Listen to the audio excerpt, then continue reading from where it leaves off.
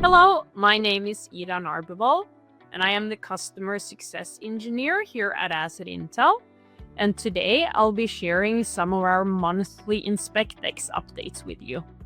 So this month I have 2 updates to share with you. The first one is an improvement we've made to the maintenance management section. So if we navigate there, we now see that we have a map tab next to list. And this is a feature that's been requested by multiple clients, namely to be able to see your maintenance recommendations on the map. So we can filter down to a smaller selection of these maintenance attributes. And you will see those mapped out by each structure. And we can search for maintenance recommendations by drawing a shape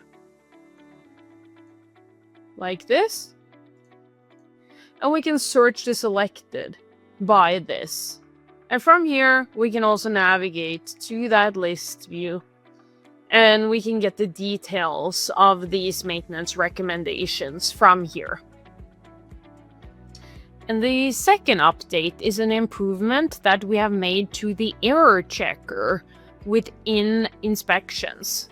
So if we go to an inspection and we then navigate to the review tab, which is where you have the error checker, we now see that there's a new toggle up here. And what this toggle does is that it allows you to either see all of the errors associated with this structure, or if we toggle it to hide, we only see those errors that are associated with items existing within this inspection.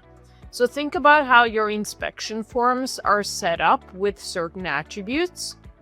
Now, the error checker here is only going to show and focus on those errors that the inspector is able to update within this inspection.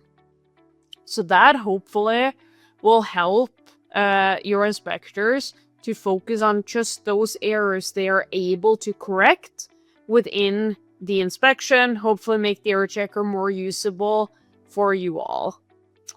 And those were the 2 updates I had, and I will see you all next month.